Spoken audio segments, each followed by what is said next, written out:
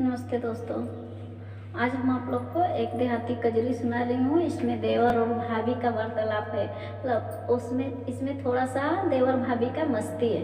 आप लोग सुनिएगा पूरा और कमेंट में बताइएगा।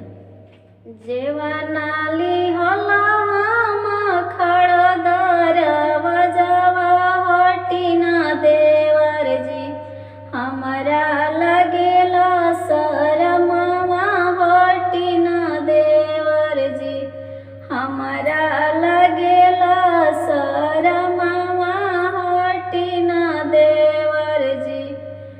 जहु तुहरे भाभी हो लगेला शरमवा बियाही देह तू, आपन छोटकी बहिनिया बियाही देह तू, आपन छोटकी बहिनिया बियाही देह तू।